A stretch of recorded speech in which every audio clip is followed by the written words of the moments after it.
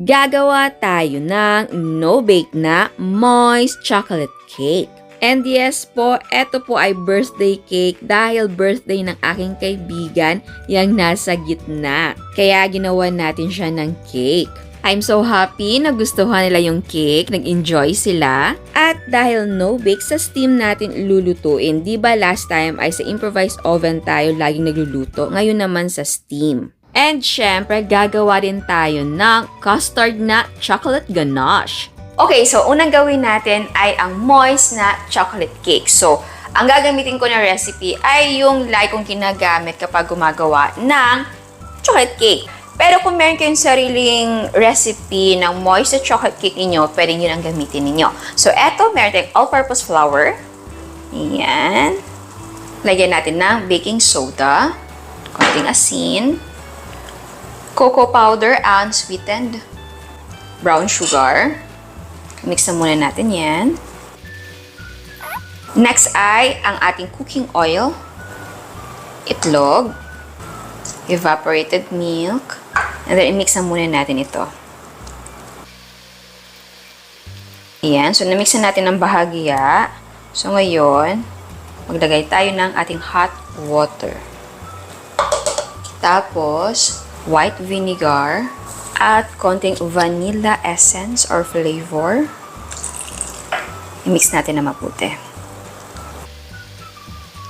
Okay, at sa steam natin siya lulutuin. So, nagpainit na tayo ng tubig. So, eto yung ating steam basket.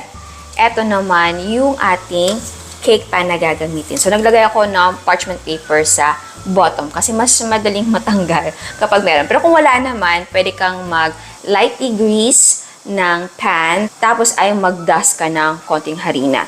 So, ayan, ilagay natin dito sa loob. Tapos, eto namang ating cake batter ay i-divide natin into 2 equal parts dahil 2 layers ng cake ang gagawin natin. And dahil isa lang yung pan ko, gagawin ko na lang 2 salang yung ating cake. So, ayan, busan natin yan. Okay. Ayan.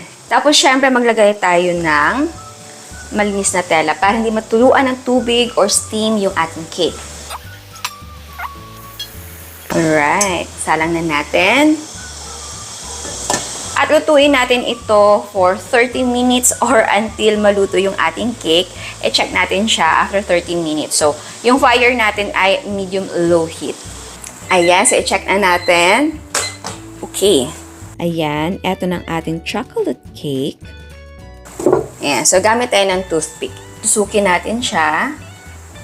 At kapag hindi na basa yung cake or meron kakapit na mga few moist crumbs, basta hindi basa ha, luto na yon. So hanguin natin ito at palamigin. Tapos ay isalang natin yung natirang cake batter. Next naman ang gagawin natin ay ang ating chocolate ganache or chocolate frosting. So meron tayo ditong gatas. Ayan.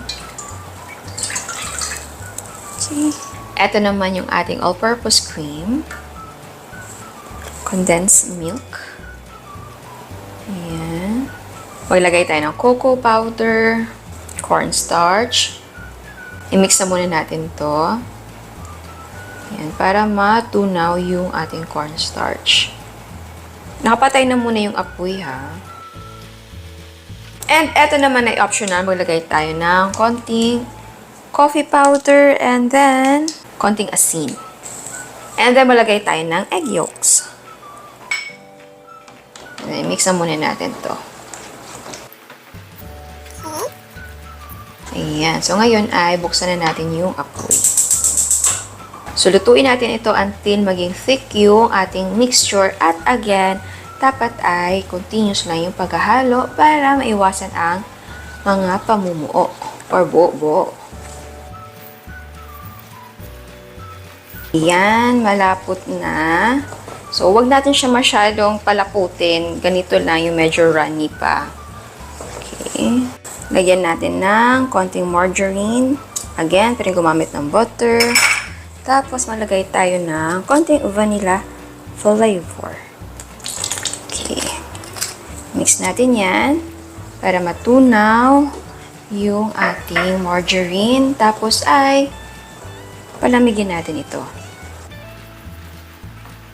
So ngayon ay mag-stock na tayo ng cake. So dito na ako sa venue nag-assemble ng ating cake dahil baka matagtag sa biyahe. At para naman hindi na tayo mahirapan sa palaman, gumamit ako ng caramel ng Fudge It. Kaya kung ayaw nyo na masyadong matrabaho, good idea ito. Tapos ay spread lang natin yan. Pagpasensyahan nyo na, wala tayong gaanong gamit dito. Kaya sandok ng rice cooker yung pang spread natin. Next ay ipatong natin ang second layer ng ating cake. Dito naman ay nilagyan ko lang ng caramel ang gap ng ating cake. Next naman ay naglagay ako ng acetate. Ito naman ay optional pero gusto ko kasi magkaroon tayo ng lava effect. Tapos ay ibuhos natin yung ating chocolate ganache. Para sa additional topping ay gagamit tayo ng Chips Ahoy na cookies. At ayan, eto na ang ating moist chocolate cake na may chocolate ganache na frosting. Okay, mapapansin nyo na hindi masyadong flowy or naglalava yung ating cake. Di ba sabi ko dapat medyo runny yung ating ganache para may lava effect? Pero nagbagong isip ko pagdating ko sa venue dahil magiging super messy siya kapag runny yung ating frosting. So kung gusto nyo din na ganito kalapot, extend nyo lang ang cooking time. Okay, eto yung part na taste test. Pero super sayang dahil dapat ko siyang i-mute. Una, mahina yung voice dahil walang mic. Pangalawa, naririnig or na-record yung background music. Copyright kasi yung music so baka ma-strike tayo. Sayang talaga dahil hindi nyo maririnig yung compliments nila. Nawala talaga sa isip ko yung mga dapat gawin bago mag-record. Pero kita naman sa reaction nila na nag-enjoy sila sa ginawa nating cake.